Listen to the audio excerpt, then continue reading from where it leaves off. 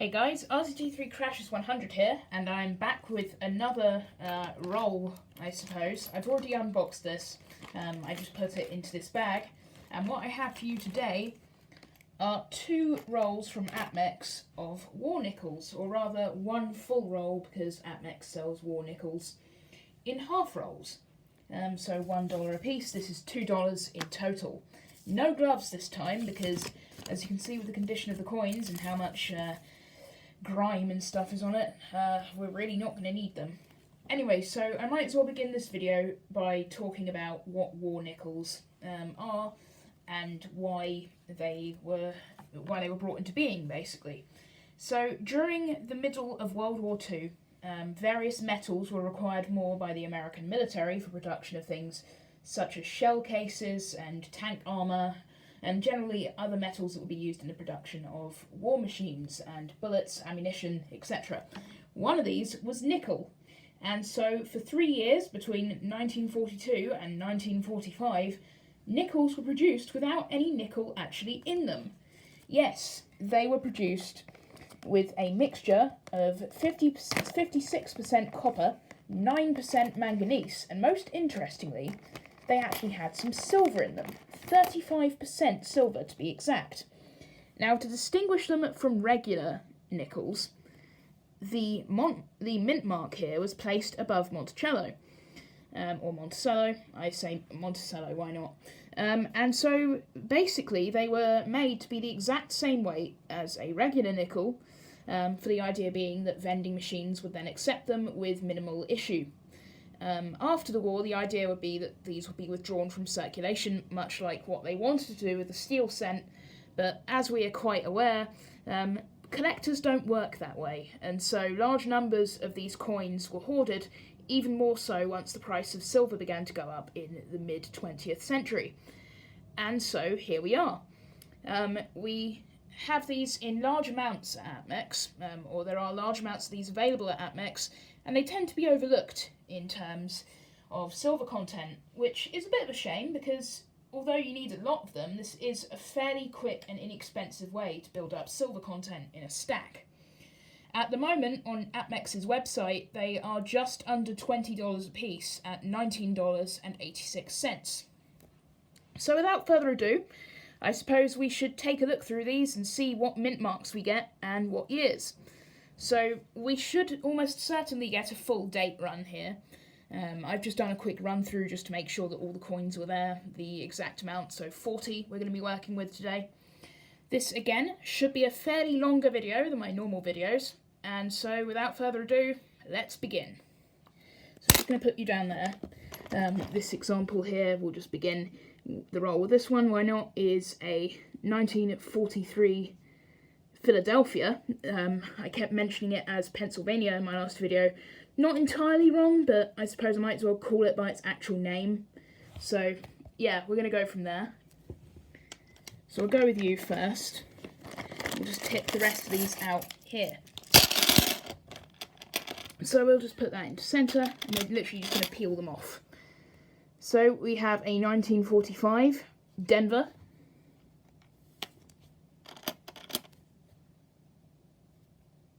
1942, San Francisco. 1944, San Francisco.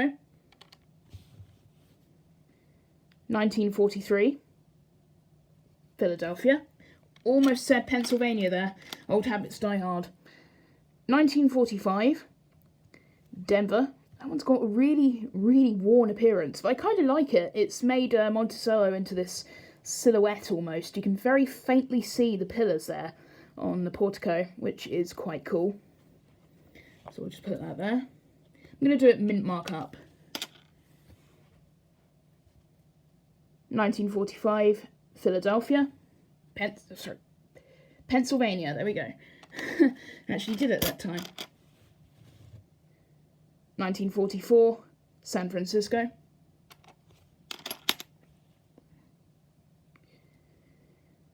1945, Philadelphia.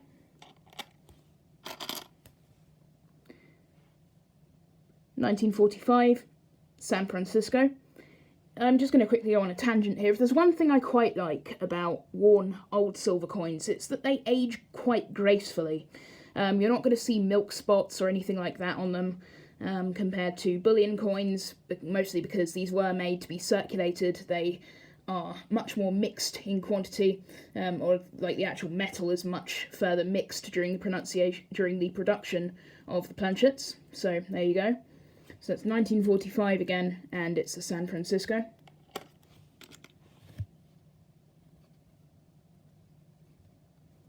My hands are going to be so dirty at the end of this. 1945, Philadelphia. So that is the hint. If you ever get nickels in your change, for those of you in America, and you see a large mint mark, keep it, because that means it contains silver, to sum it up. 1944, quite like the definition of the wear on this one. San Francisco. That one's fairly detailed. Still got a few of the doors on Monticello there.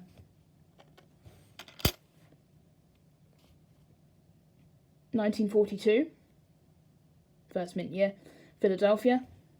Sorry, Pennsylvania. Yeah, Philadelphia. Sorry, I got mixed up again. This is going to be a running gag, I have a feeling. 1943, San Francisco.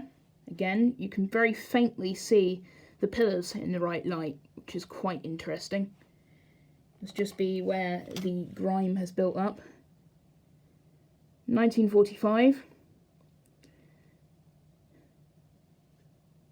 Philadelphia, again with another pause. Need to get into the hang of this. 1945, Denver. That one's been worn very smooth. 1942, San Francisco.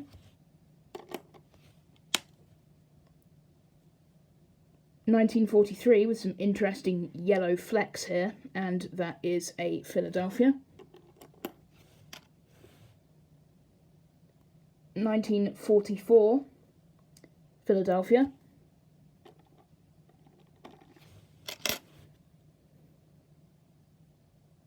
1943, San Francisco. Hope you're getting a nice close-up of my hands right here. 1944, San Francisco. 1945, San Francisco. Getting quite a lot of San Franciscos in these two rolls. Look at this one. This one is really, really dark. 1943, San Francisco. I quite like that one. It's turned a sort of very rustic colour. 1944, Philadelphia. Again, a very black one here. 1942, San Francisco. Quite like how you can tell that through regular usage some of the dirt has been almost polished off from where hands have been touching it and fingers and thumbs have just been wiping away at that design.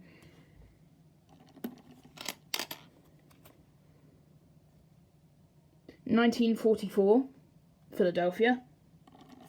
Starting to come to the end of the roll, fortunately. 1943, Philadelphia.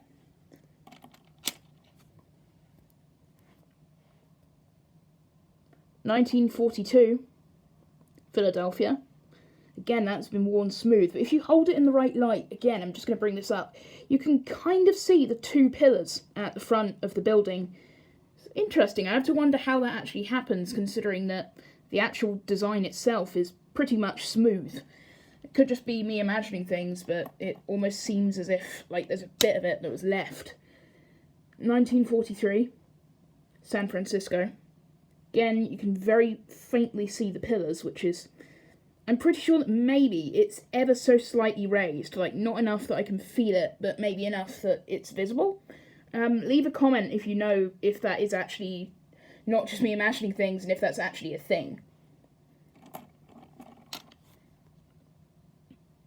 So again, with the pillars showing, we have a 1944 Philadelphia.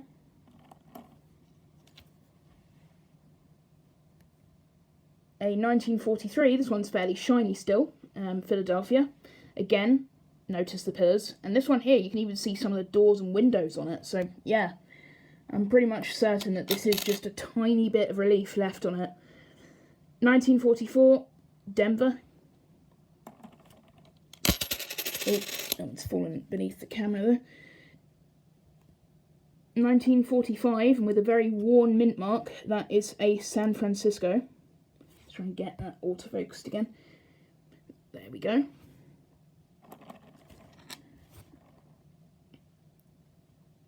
$1943, San Francisco. We're leading into the last ones now.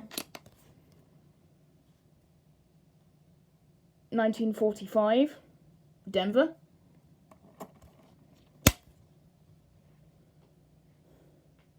1945, Pennsylvania, Philadelphia.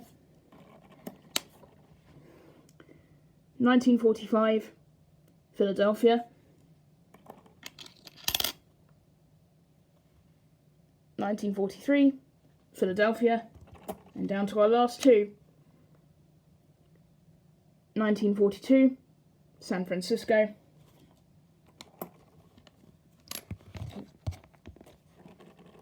And our last coin is a 1943 San Francisco. So we're going to hold this in the frame as I end the video.